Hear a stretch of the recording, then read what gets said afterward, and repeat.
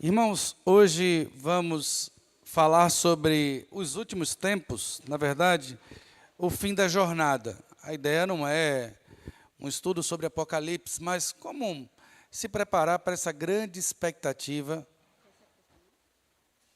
do fim da jornada. Então, tá, você vai ficar aqui? É porque eu queria passar o microfone. Pega uma ali, ó, o cinza.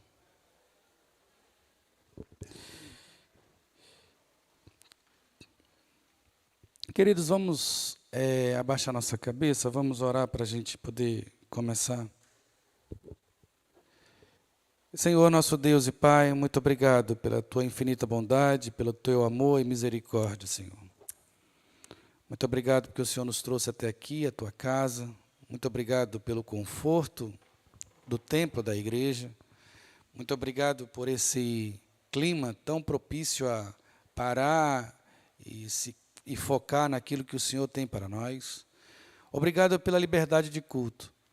Obrigado, Senhor, pelo ar que respiramos e pelas condições físicas que nos habilitaram a estar aqui. Tantas pessoas passaram a noite sentindo dores, incômodos, e muito obrigado pelo sono reparador que tivemos.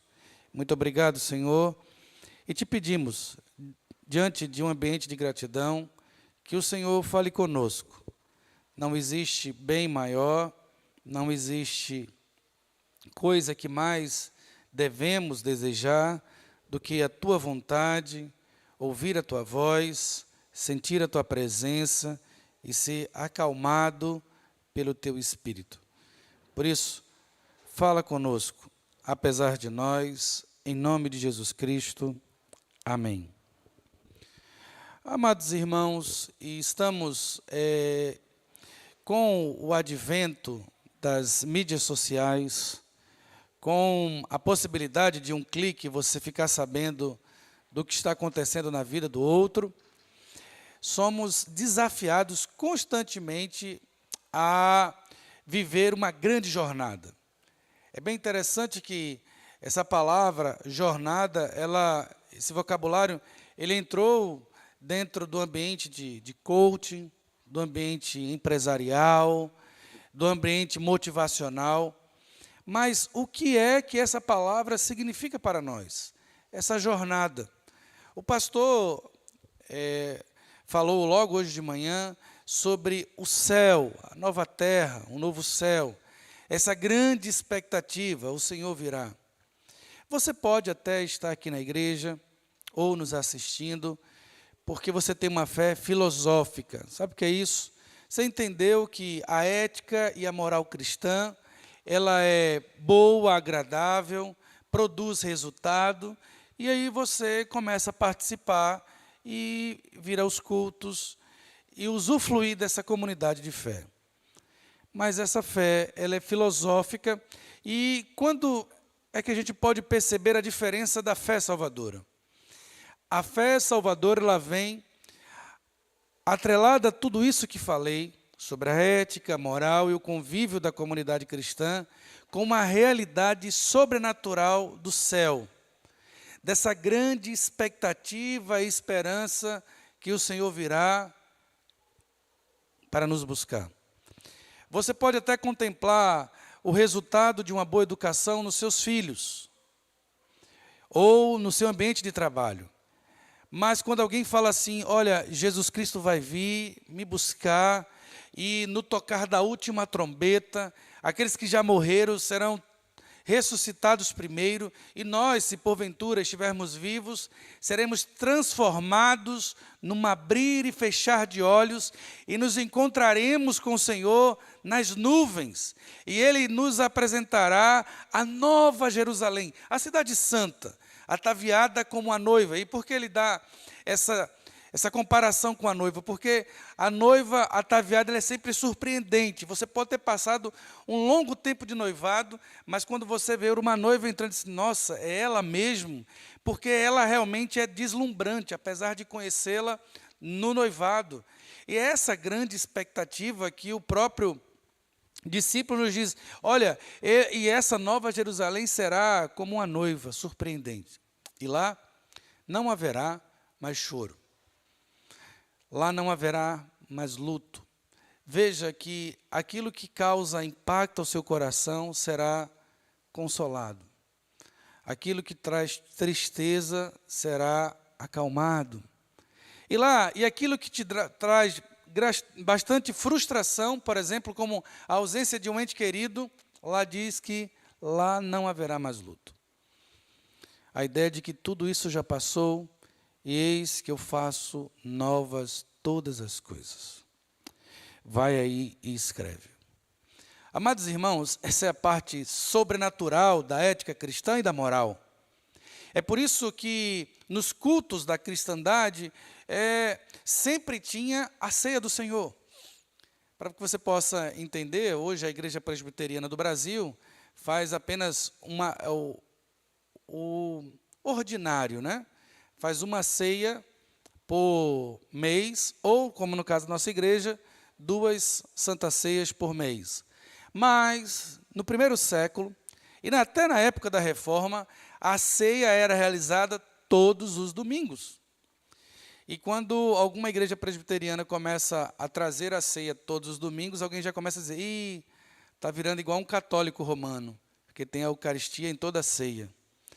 Na verdade, amados irmãos, é que em todo domingo havia e há a necessidade de lembrarmos que Ele virá nos buscar.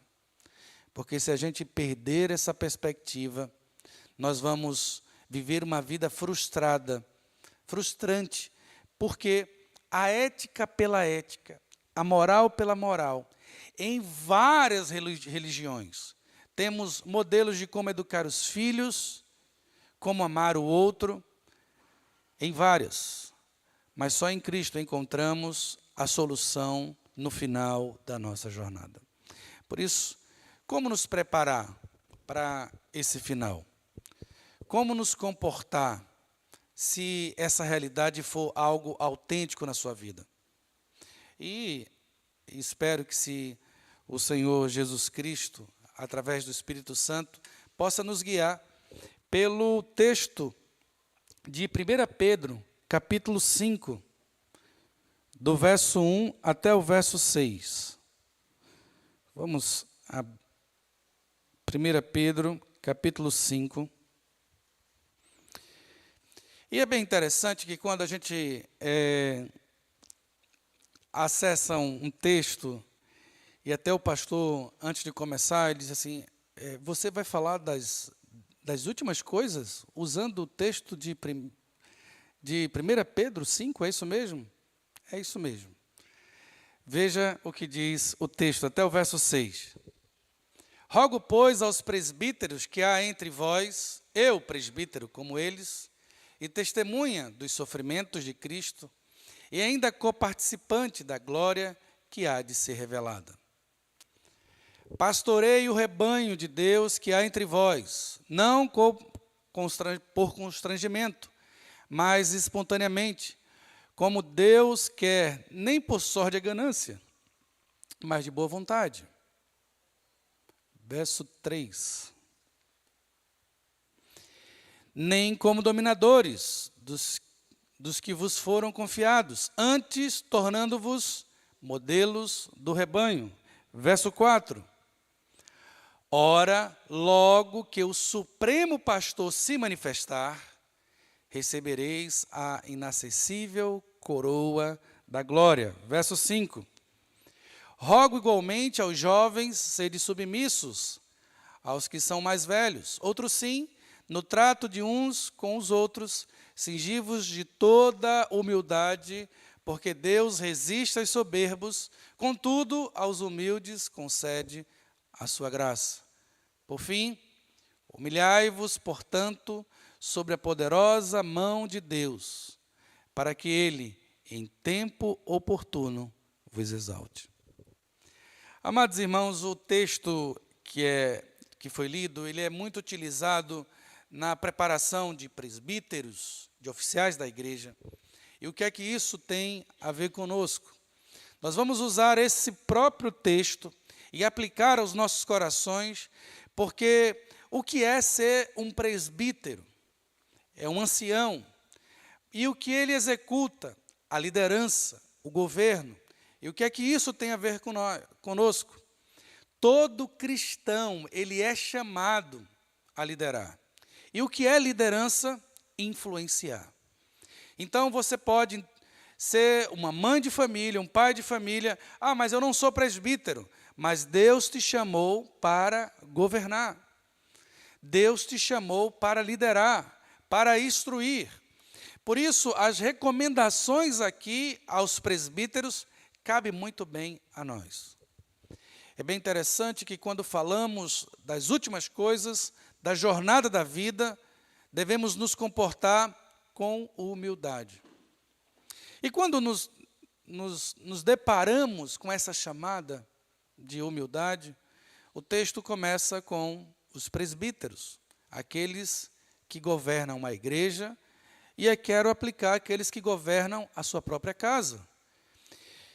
E diante disso, amados irmãos, isso serve até para uma criança que está completando 8 anos.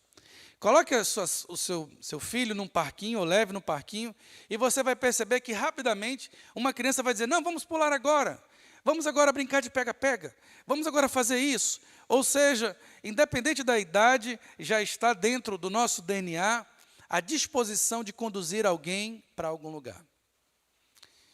E ao conduzir alguém para algum lugar, nós sabemos que esse lugar é o céu, o que devemos fazer e como devemos nos comportar. E aí, amados irmãos, eu convido vocês a caminharmos juntos pelo texto e perceber como Paulo utilizou. É bem interessante que o contexto da própria carta de 1 Pedro, a igreja estava sendo perseguida, como nos nossos dias, moralmente e fisicamente. Paulo vai se despedindo da carta como se pudesse dizer as últimas palavras. Não andeis ansiosos por coisa alguma. É o texto logo no verso 7, no final. A ideia é que no corre-corre da vida, dentro de tantas demandas, espere. Você deve fazer algo e se comportar para alguma coisa. E aí, o texto já começa nos dizendo, rogo-vos, pois, aos presbíteros, verso 1, que há entre vós.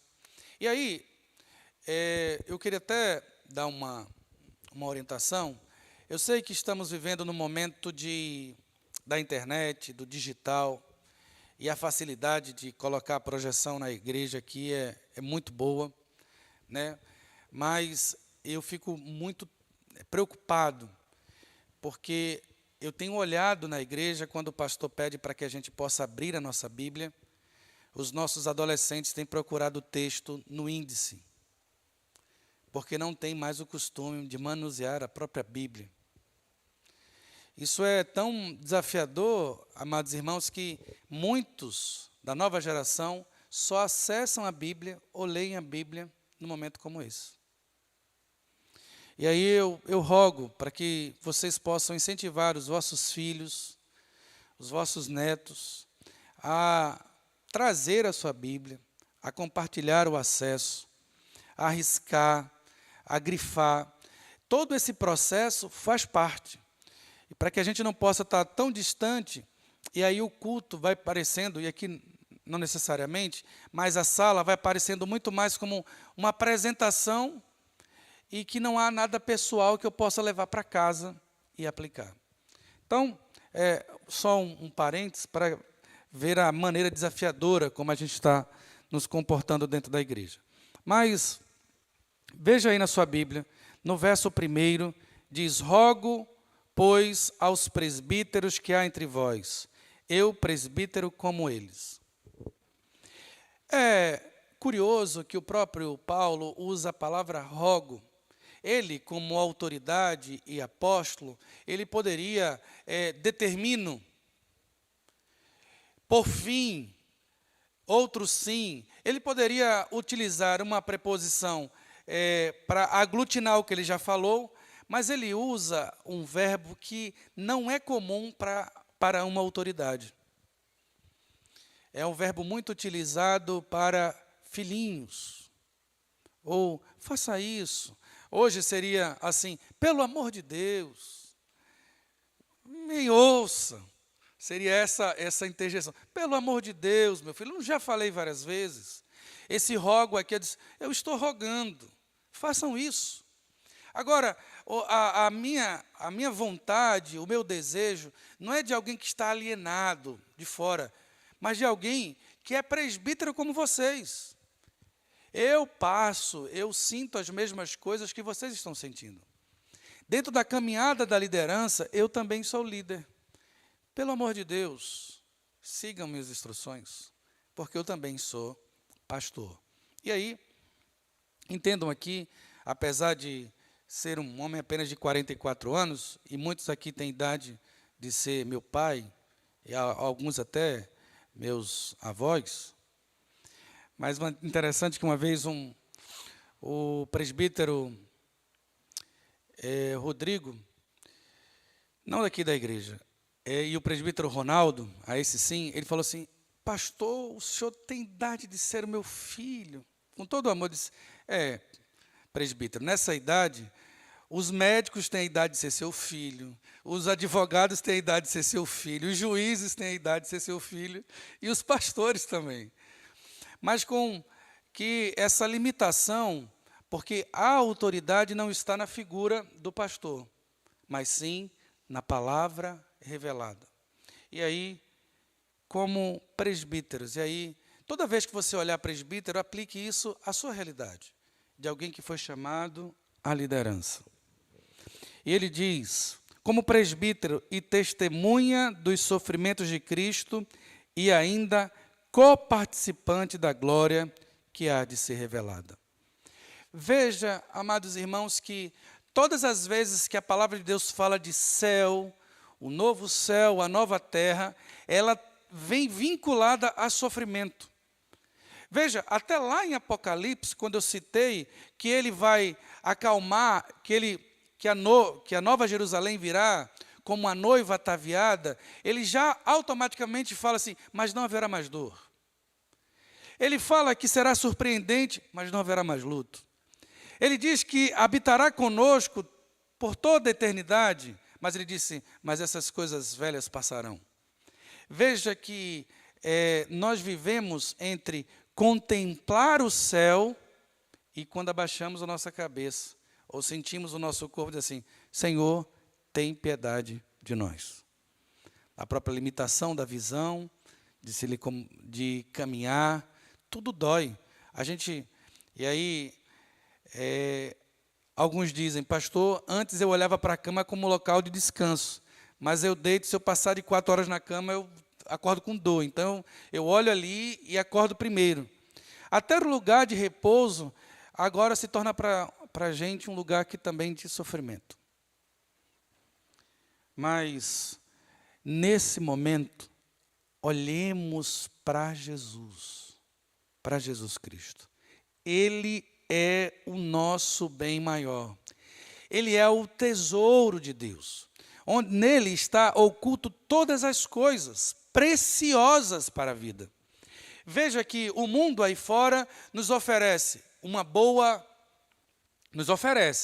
não necessariamente nos dá, mas carros, casas. Salomão disse, olha, eu tive palácios e jardins, e tudo isso é vaidade.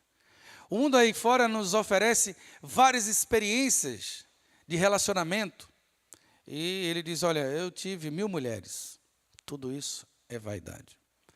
O mundo aí fora nos oferece conquistas, apoio político, crescimento de poder, e ele disse, eu tive vários reinos sobre a minha autoridade, mas tudo isso é vaidade. E no final ele diz, alegra-te com a mulher da tua mocidade, teme ao Senhor no teu próprio trabalho. É essa a tua porção. É lembrarmos, amados irmãos, que o simples com o Senhor já é extraordinário. que essa sedução do inimigo, essa sedução do mundo, não nos leve ao descontentamento. Mas olhar, eu sofro com ele, mas também sou coparticipante da sua glória. A ideia aqui é de um soldado que, apesar de estar com a sua farda toda destruída por causa de um combate, ele vê o seu batalhão voltando para resgatá-lo, dizendo: a guerra acabou. E é interessante que nesse encontro você vê aqueles que estavam no fronte de batalha com roupas rasgadas, sujas, e encontram já aqueles militares com uma roupa de gala, e dizendo: a guerra acabou, parabéns pelo seu trabalho. E esse colega é colocado dentro do quartel, dado um banho, e colocado uma roupa de gala para festejar o novo momento. Independente do nosso corpo, e quando a gente olha para ele ou para o espelho, possa ver notoriamente o quanto estamos mais velhos, devemos entender que o nosso espírito se refaz na imagem daquele que é o tesouro acima de todas as coisas. O nome dele é Jesus Cristo. Devemos entender, amados irmãos, que esse mesmo Deus, que sabe o nome de 1 trilhão de estrelas, aproximadamente, ele conhece você pelo nome e te chama: filhinha, vinde, benditos do meu Pai. Essa é uma realidade que a gente não pode deixar de lado. Mesmo diante do desafio da liderança, nós somos coparticipantes da glória que vai ser revelada. E como coparticipantes, o que devemos fazer? E aí, amados irmãos, ele começa com algumas responsabilidades, e todas elas no imperativo, todas elas num presente contínuo do grego, para mostrar que não é algo pontual. Se o Senhor me chamou e eu sou coparticipante da sua glória, sofrerei nesse momento. Mas não como Cristo sofreu, mas sofrerei por ele. E isso será um privilégio. E como vamos sofrer? A primeira coisa, ele nos chama no verso 2, pastorei o rebanho de Deus que há entre vós. Veja que as pessoas que já são colocadas ao nosso redor são esse rebanho de Deus. Você pode ter passado esse texto e dizer assim: não, isso aqui é para o reverendo Jonas, isso aqui pode ser até para o seminarista Arnaud, para o reverendo Otoniel, isso aqui não aplica a mim.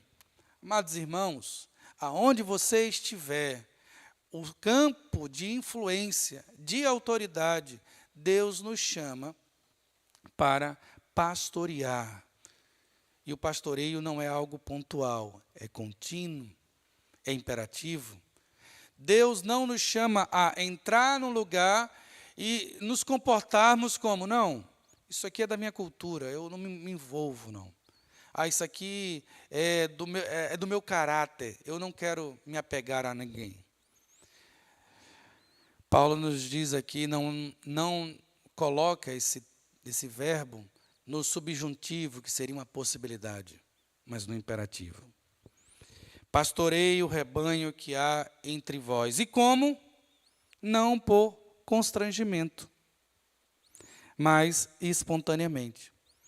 E isso deve nos trazer a lembrança que ele diz: eita, pastor, mas eu não tenho essa disposição. Pastor, eu não tenho essa dinâmica de comunicação.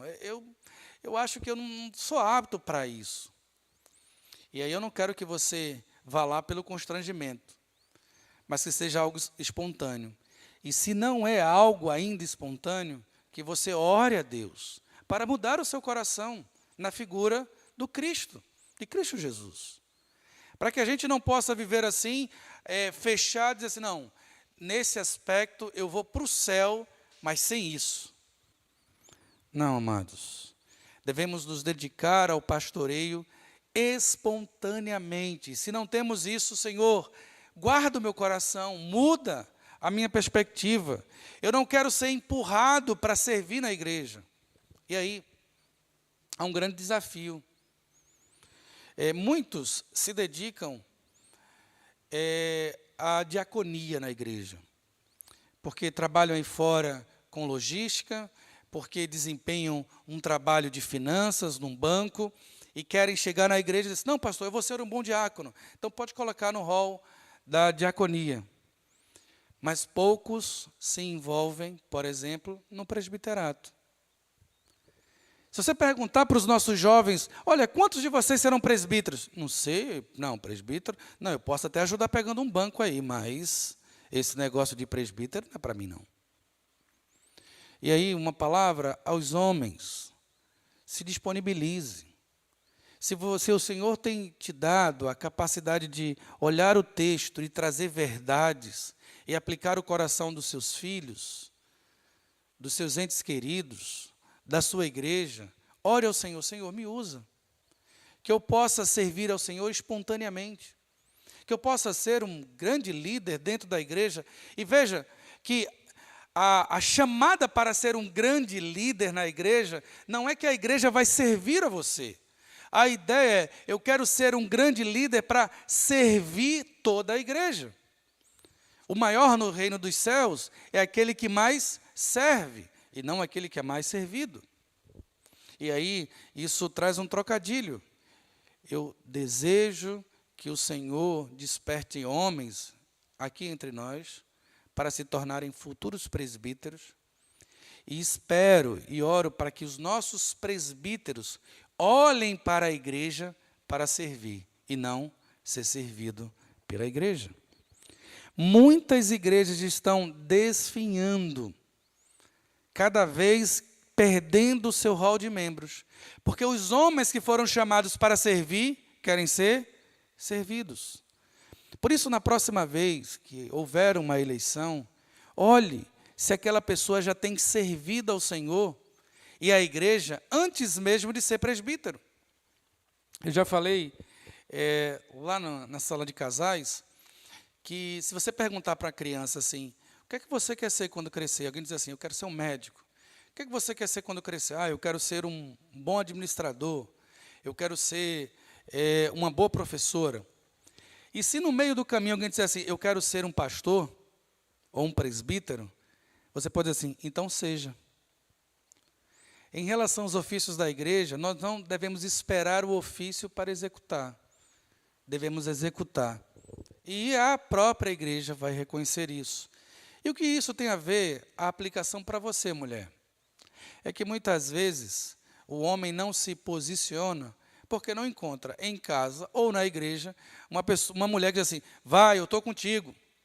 Quantos homens de Deus, quantos dizem que só tomaram aquela posição porque em casa a sua mulher diz assim, vai, a gente vai junto, eu estou para o que der e vier. E se alguém lá te machucar, quando chegar em casa, você terá alguém para te amar. Por isso, incentive filhos, netos, a se envolver no pastoreio da igreja. E repensar, Senhor, que o Senhor me ajude, diante das eleições da igreja, perceber o teu caráter nos homens que serão levantados. Veja que é espontaneamente, como Deus quer, nem por sórdia ganância. E aí, não é o dinheiro que deve nos mover, e aqui a sórdia ganância, você pode até pensar, não, isso aqui está muito distante, porque a sórdia ganância são daqueles pastores que pensam na teologia da prosperidade, ou querer se enricar porque é pastor. Mas eu quero trazer uma coisa até para nós. Muitos dos pais e avós educam seus filhos por torpe ganância. Querem um resultado financeiro em vez de preparar os seus filhos para a jornada da eternidade. A escolha da própria escola é o desempenho acadêmico acima de tudo. Porque o que vale é desempenhar cada vez melhor. E espero que ele seja um bom juiz, um grande CEO, mas que possa estar caminhando para o inferno. Não que você pense no inferno, mas muitas vezes agimos dessa maneira. Ou seja, queremos pastorear os nossos filhos, netos e pessoas que estão ao nosso lado, para performar e ter mais resultados financeiros. E aí, como é triste vermos dentro da igreja pessoas que separam tempo para ensinar os seus filhos matemática, português, a tarefa de casa, mas não tem um culto doméstico. Será que essa pessoa ela pensa nessa glória vindoura? Será que essa pessoa ela tem essa fé no Cristo que virá em poder e glória ao soar da última trombeta?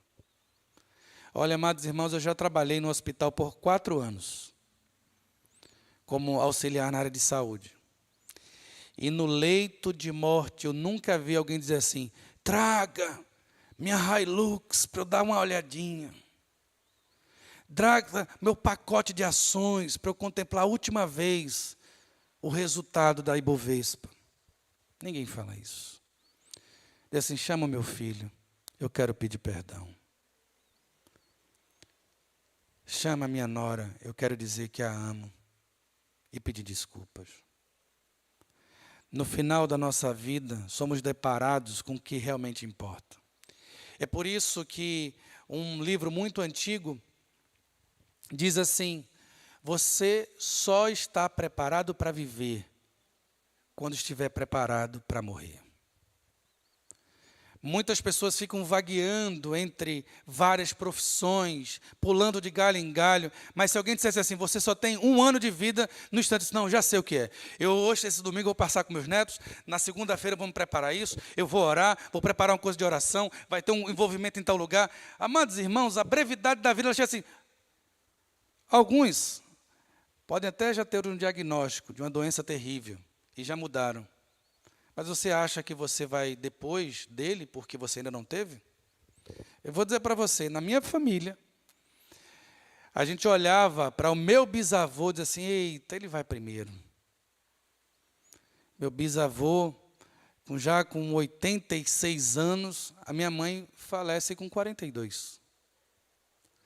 Ou seja, se você caminhar no cemitério, você vai ver gente que já se foi, e a data de nascimento é 98, é 2000. Ou seja, amados irmãos, nem aqueles que têm diagnósticos podem dizer assim, olha, eu só tenho poucos dias de vida. Enquanto aqueles que não têm diagnóstico nenhum, eu só tenho muito tempo de vida. Que Deus tenha misericórdia de você. O que vale o homem ganhar o mundo inteiro e perder a sua própria alma? Por isso, na próxima vez que pastorear, não olha tão distante, um pastor que prega por ganância, mas assim, será que as pessoas que eu lidero, eu só me empenho quando há um resultado financeiro? Isso é triste. Mas, ao mesmo tempo, nos desafia a abrir os olhos. Não, espera aí. Eu tenho que ter um tempo com os meus netos, meus filhos, para falar um pouco da sabedoria de Deus.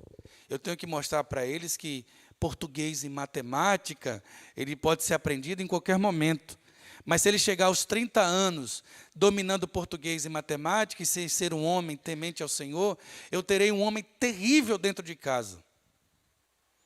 Que Deus nos ajude a compreender que esse pastoreio deve ser voluntariamente, sem sórdia ganância, mas de boa vontade.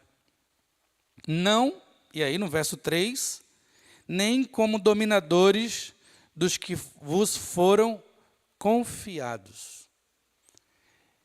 Já viu aquela coisa assim, por que papai? Porque eu sou pai. Não, por que mamãe? Porque eu sou sua mãe, vamos embora. Não, porque não interessa, eu sou o avô aqui, vocês têm que me obedecer. Independente das posições de autoridade, e que muitas vezes você deve obedecer, porque é autoridade, devemos entender que os nossos filhos, os nossos netos, os nossos pupilos do coral, mesmo eu sendo regente, eu devo pastorear ali, não como dominador. Não, quem escolhe a pauta sou eu. Sou eu que ensaio vocês. Ou quem define o caminho da igreja sou eu que sou o pastor da igreja. Amados irmãos, pensemos. Muitas vezes vemos políticos tão ditadores aí fora, tocando um regime, e juízes tão opressores, mas se olharmos para dentro de casa, nos comportamos como estes. Faça, faça, faça, porque vocês são os meus filhos.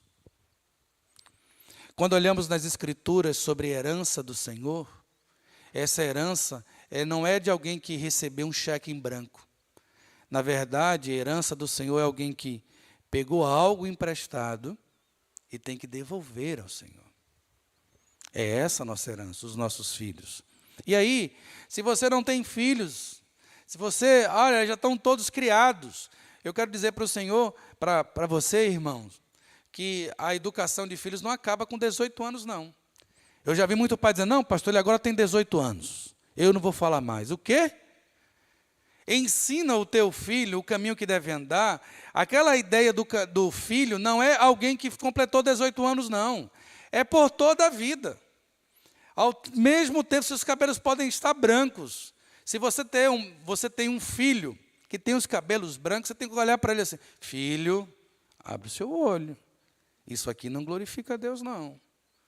Faça uma reflexão. Ame essa mulher aí, viu? Filha, respeite o seu marido. Olha, ele é o seu marido. Veja que a gente acaba perdendo muitos jovens, não porque o mundo aí fora é extremamente sedutor, mas perdemos muitos dos nossos jovens, porque muitos dos pais entendem que seu trabalho é até aos 18 anos. Não, pastor, até os 18 anos ele estava sob o meu domínio. Agora ele cresceu, é maior idade. Se você realmente tiver uma liderança onde pensa como dominador, tem um prazo de validade. O seu reinado até ele completar 21. Mas a própria Escritura nos diz que nós não devemos pastorear como dominadores, mas sendo o exemplo. E aí, esses dias eu pedi algumas coisas para o meu filho mais velho, de 14 anos, e adolescente, que você pede, daqui a pouco... Meu pai até diz assim, olha, o que é um adolescente? E aí vem aquele poeta, né? E eu vi um bicho no meio do lixo. Meu Deus, não era um bicho, era um homem. E é interessante que meu pai disse, não, meu filho, isso aqui não é nem homem, nem criança, é um bicho. Tenha cuidado com os adolescentes. E aí ele gritou comigo. Aí eu cheguei perto dele, filho, você fez foi errado. Ele disse, me perdoa, papai. Eu cheguei e falei assim, vem cá. Você já viu o seu pai falando alto com o seu avô? Eu não sabia que isso ia doer tanto nele. Os olhos ficaram cheios de lágrimas e disse, me desculpa, papai. Ele ama o avô dele, sabe? E ele disse, olha, é essa relação de amor. Por isso, na próxima vez, antes de chegar com a disciplina, deposite amor. Muitas vezes não temos a disciplina dos nossos filhos ou das pessoas que estão sobre a nossa responsabilidade, seja no coral, seja no ambiente corporativo, porque não depositamos primeiro amor. Queremos que, pela autoridade, como dominadores, ter o resultado do amor. E Deus nos chama para uma jornada eterna. Por isso, na próxima vez que a gente estiver pastoreando, liderando, influenciando alguém, pense nessa jornada. É difícil enquanto estivermos aqui? Sim. Teremos frustrações? Com certeza. Alguns vão nos abandonar? Verdade. Outros irão nos trair? Com certeza. Mas tão certo como essas provações, nós somos coparticipantes da glória vindoura. Aleluia. E por ser coparticipante, devemos nos comportar como cidadão dos céus. Tudo pode trazer desconforto, mas nada pode nos abalar, porque eu não sou dessa terra. E eu sei em quem tenho crido. E estou certo que Ele guardará o meu tesouro até aquele dia. Paulo escrevendo isso a Timóteo, se despedindo. E aqui ele diz, não como dominadores, mas sendo... E a ideia aqui é tornando-vos modelo. Isso nos mostra que, além de ser uma ordenança, é algo contínuo. Nós não podemos viver do passado. E outra coisa, não deixe o diabo dizer que você não pode. Cale isso no nome de Jesus. As circunstâncias do passado, o próprio diabo vem e diz assim, não, mas você não pode ser um presbítero. Não, você não pode ser um diácono. Não, você não pode ser mais uma mulher de oração. Repreenda isso no nome de Jesus. Pois todas as vezes que nos aproximamos dele e confessamos os nossos pecados, ele é fiel e justo para nos perdoar os pecados e nos purificar de toda injustiça. Muitas vezes somos freados a não assumirmos algumas posições na igreja, não porque não temos habilidade, é porque nos cobramos uma coisa que o Senhor já pagou naquela cruz. E isso é verdade. E é por isso que é com toda uma humildade. Eu sou cidadão do céu. É porque eu tenho a melhor família? Só Deus sabe. Eu sou amado.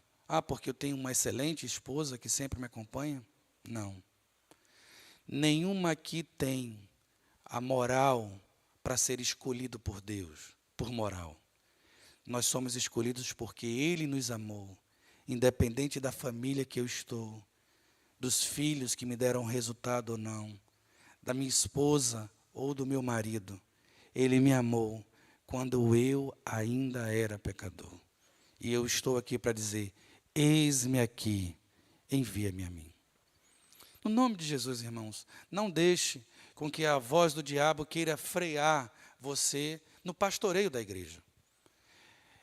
É interessante que, uma vez, o pastor José João, um pastor de uma igreja presbiteriana lá em Manaus, quase 8.000 membros, 220 congregações, a igreja sozinha já era maior, uma igreja só já era maior do que todo o sínodo do Vale do Paraíba, junta, e quando ele foi expulsar um demônio, um endemoniado, o endemoniado olhou para ele e falou assim, eu te conheço dos carnavais. E ele só responde, aquele que está em Cristo, nova criatura é. As coisas velhas já passaram, eis que tudo se fez novo. Eu repreendo você em nome de Jesus. E ele bateu em retirada. Então, não deixe com que as pessoas, e muitas vezes são outras pessoas, pai, você nunca foi um exemplo, Tim, o antigo pai, mas o Senhor tem me dado o seu caráter, e hoje eu quero todos os dias revestir de quem Ele é, e hoje eu quero dizer para você, na autoridade do Senhor Jesus Cristo, pare com essa atitude. Mãe, quem é a senhora para ter moral? Eu realmente não sou ninguém, mas o Senhor é tudo na minha vida. Pare e deixe esse caminho no nome de Jesus. Veja que quando ele fala no verso 3, o verso 4, ele traz essa ideia do novo céu e da nova terra. Quando ele diz, ora, logo que o Supremo Pastor se manifestar, recebereis a inacessível coroa da glória. Nós não esmurramos, como Paulo nos diz, o espaço como se não tivesse objetivo. Nós olhamos para a nossa própria natureza e colocamos debaixo da autoridade de Jesus Cristo e caminhamos. Por isso, amados irmãos, devemos ter essa alegria. Eu receberei um prêmio. Eu vou receber meu prêmio. O Senhor há de me dar o grande prêmio. E aí o pessoal diz assim, eita pastor, então você mudou, não vai trabalhar por um carro novo ou por uma casa nova? Mas eu vou trabalhar pelo grande prêmio eterno. Mas você sabia que quando você trabalha pelo prêmio eterno, tudo que passa na sua frente adquire um novo sentido. E você vai perceber o que é esse novo prêmio. E aí quando se fala de receberei a coroa, muitos já lembram do galardão, não é verdade? E aí eu fico imaginando como um galardão de uma presidente da SAF, ou galardão de uma líder do coral, uma regente, um galardão de uma missionária, imagina, colocando os dentes na boca das pessoas do Nordeste, aquela que já trabalhou, imagina o galardão de uma senhora que aguentou um homem perverso por mais de 30 anos, graças a Deus que ele se foi, né? E aí você fala assim, rapaz, que galardão. Eu fico imaginando que essas irmãs vão chegar no céu com aquele galardão como se fosse um véu, né? Grande, eita, segura aí que é o galardão de Noemi, segura, passa do lado assim, feito aquele. E aí você pode dizer assim, mas pastor, então no céu vai ter aqueles que vão chegar só com uma pedrinha? Imagina, aquele só na testa, só uma. Será que vai ter então distinção disso? A ideia de galardão, e terá diferença, é que quando a gente vai olhar para o galardão, a gente faz assim, olha o que Deus fez na vida desta mulher, ou desse homem.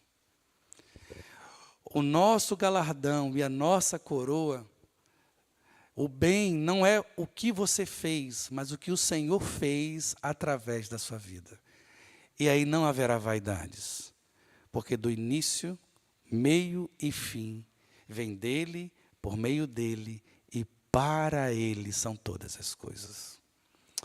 A ele seja a glória pelos séculos dos séculos. Amém. Não é verdade, amados irmãos? Então, quando olhar essa coroa, diz assim, nossa, que linda coroa, foi feita pelo meu mestre. É como a gente recebe um bom buquê de flores ou um arranjo, e alguém chega na sua casa, nossa, que lindo arranjo, foi a minha filha que me deu. É meu, mas ele é mais precioso porque quem me deu foi minha filha. Se nos sentimos assim, deslumbrados com o presente de entes queridos, imagina do próprio Senhor. Quem é que te deu essa coroa? Foi o meu rei que me deu. Louvado seja o Senhor. Devemos ter esse pensamento, olhar a nossa jornada, receberemos um prêmio feito por Ele, para o louvor dEle. Por isso, devemos, no verso 5, ele diz, rogo igualmente, então, a vocês jovens. Porque a ideia, nós trabalhamos aqui liderança, você sobre as pessoas que estão debaixo da sua influência. Só que agora falou, pastor, e aquelas pessoas que não estão debaixo da minha influência? Não são os meus filhos, literalmente, não é a minha casa. Como eu devo me comportar com aqueles que estão do meu lado, ombro a ombro? E ele diz, é esse que ele trabalha, igualmente aos jovens. Serem submissos aos mais velhos. Ou seja, compreender quem é a autoridade. Outro sino, trato um com os outros, cingivos de toda humildade. Mesmo para diante daqueles que você pode falar de ombro a ombro. A humildade deve ser o vínculo da nossa unidade. Por isso, vez ou outra, eu sempre falando com o pastor, reverendo, é isso, é aquilo. E é interessante, é um querendo dar honra ao outro. Tem hora quando ele desce aqui, não, o senhor vai na frente, não, você que vai e tudo. Aí fica aquele impasse ali, quem é que vai na frente, até para sair aqui da igreja. É um querendo dar honra ao outro. Amados irmãos, e isso não nos faz bajuladores. Não é essa a ideia. E isso nos faz, na verdade, ser humildes e perceber que quando agimos de uma maneira extraordinária, não a nós, mas ao seu nome devemos dar glória. Cada vez que nos aproximamos dessa jornada, vamos perceber menos de nós e mais dele. É tanto que se você for procurar uma foto, olha, reverendo, me dê uma foto aqui, porque o senhor é um astro. Não, longe de mim essas fotos. Amados, como devemos olhar para o outro com humildade, considerando ele como maior. E aí, devemos lembrar lá de Filipenses, quando Paulo fala, não façais nada por partidarismo ou vanglória, mas veja o outro como superior a si mesmo. Num ambiente extremamente hierarquizado, com hierarquias, muitas vezes a nossa doutrina católica romana coloca como o clero num lugar tão distinto, tão separado. E quando você assume alguma liderança na igreja, você também quer ser alguém tratado de uma maneira distinta e superior. E Deus nos chama para dizer assim, não há distinção dentro da igreja, da perspectiva de honra e glória, porque o único que é o cabeça é o próprio Cristo. Cingivos de toda humildade, porque Deus resiste aos soberbos. Contudo, aos humildes concede a sua graça. Todas as vezes que houver no meio de nós alguém que se acha alguma coisa, Deus deixa essa pessoa a seus próprios prazeres. E ela mete a cara E acaba caindo. Diz assim, está vendo? Por deixarem, como olhamos em Romanos, por deixarem o conhecimento de Deus, por deixarem de lado a vontade de Deus para as suas vidas, Deus os entregou a uma disposição mental reprovável.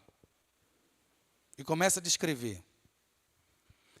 E aí, muitas vezes, vemos o mundo aí fora tão perverso moralmente, sexualmente, e muitos desses distúrbios da própria sexualidade é o próprio Senhor entregando esses às suas próprias paixões. Não, isso é fruto realmente do pecado. Isso é fruto por negligenciar e desprezar as coisas de Deus. E nós? Não, pastor, mas eu estou na igreja. Para nós pesa muito mais, porque para quem muito é dado, muito é cobrado. Em Malaquias, o Senhor chama a atenção do sacerdote, não é porque ele deixou de prestar o sacrifício, mas ele usava o sacrifício de qualquer jeito. Entregava o coxo, o doente, e o próprio Senhor falando àqueles sacerdotes, quisera que tivesse fechado a porta do templo, para que vocês não entrassem e prestassem um culto imundo. Um culto meia boca. Um culto sem uma disposição de glorificar a Deus. Amados, eu sei que muitos aqui têm uma caminhada de mais de 30 anos da igreja. Mas não deixe esse tempo cristalizar a sua fé de uma forma que te paralise. De uma forma que você estivesse vivendo os seus últimos dias. Se estamos caminhando para uma jornada, um dínamo, esses são os seus melhores dias. Coloque isso diante de Deus. Paremos de nos lamentar e dizer assim, ô Senhor, eu sei que eu estou pensando no céu, então agora eu só vou esperar o céu. Espere o céu de uma forma ativa, de oração, comprometimento, rebanhando as próprias pessoas que vão chegar diante de você, as pessoas que mais mudaram o curso da sua vida, foram as pessoas que receberam uma mensagem quando alguém estava deixando essa vida.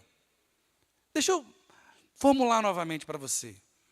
As pessoas que mais influenciaram este mundo é porque foram visitar alguém que estava convalescendo de dor nas suas últimas e receberam uma palavra de esperança ao ponto de mudar completamente, após o contato com aquele que tinha acabado de ir, a sua própria vida. Então continue, seja indo no hospital, fazendo o seu tratamento, que as pessoas vejam em vocês a mão poderosa do Senhor sobre vocês. E no momento oportuno, Ele vos exaltará. E essa exaltação está prevista lá em João capítulo 14. Ele dizendo, não se turbe o vosso coração, credes em Deus, credes também em mim, na casa do meu Pai há muitas moradas. E se não fosse assim, eu não vos teria dito, vou preparar um lugar. É isso que ele declara na sua partida aos próprios discípulos. E quando eu preparar esse lugar, eu vou levar vocês para mim. E esse é o grande prêmio, para que vocês estejam aonde eu estou, porque isto é o que é o céu. Moisés, quando estava para entrar na terra prometida, perto, diz assim, o povo estava tão perverso, e o Senhor disse, olha, esse povo, parafraseando, está muito perverso. Vai lá, Moisés, entra com esse povo. Vai, pode entrar, mas a minha presença não vai. E Moisés diz assim, quem é Canaã sem a tua presença? Não há céu sem a tua presença. Ou seja, amados irmãos, o céu, a coroa, só é o céu, só é a coroa, por causa da presença de Deus. Corramos e prossigamos a nos deleitar com esse que é o dom que emana toda fé, alegria e contentamento. E se nessa caminhada possamos ter claramente, ninguém vive só para si, nem morre só para si. Se vivemos, para o Senhor vivemos. Se morremos, para o Senhor morremos. quer vivamos ou morramos, somos do Senhor. Em Filipenses, Paulo ainda fala, segundo a minha ardente expectativa e esperança, em nada serei envergonhado, mas o Senhor oportunamente há de me dar todas as coisas para o louvor da sua glória. Que possamos despertar e nessa manhã abaixar a sua cabeça. Vamos orar para que Deus nos renove e nos encha de esperança. Pai, muito obrigado, porque reconhecemos que estamos caminhando para uma jornada. E o fim dessa jornada é o Senhor. O nosso bem maior é Cristo. O nosso tesouro, o nosso próprio galardão, Senhor, são as tuas obras na nossa vida. Como é bom ver a tua potente mão em nosso meio, teus feitos. Pai, mas agora rogamos, desperta esse homem que olha para o seu passado com tristeza. Que ele lembre-se que o Senhor faz novas todas as coisas. Para essa mulher que se sente desamparada, que ela lembre que ela está nos colos do Senhor, nas mãos do Deus Todo-Poderoso. Pai, levanta no meio de nós homens e mulheres que liderem, que apacentem voluntariamente. Que apacente, Senhor, crendo que estão levando os seus filhos e netos para a eternidade, sendo exemplo, conduzindo no nome de Jesus. Pai, nos dá gotas de graça para que possamos aguentar os desafios e as perseguições, mas já somos gratos, porque o Senhor tem nos sustentado em todas as coisas. Tem nos dado não muitas vezes o que pedimos, mas o que precisamos. E quando nos deparamos com isso, nos contentamos de alegria, porque o Senhor está conosco. Nos dá um domingo na tua presença, um almoço de gratidão, e que ao irmos ao mundo, possamos ser conduzidos como testemunhas no poder do Espírito Santo. Em nome de Jesus, rogamos. Amém. Queridos, que Deus abençoe a todos e um ótimo domingo. Amém? Amém.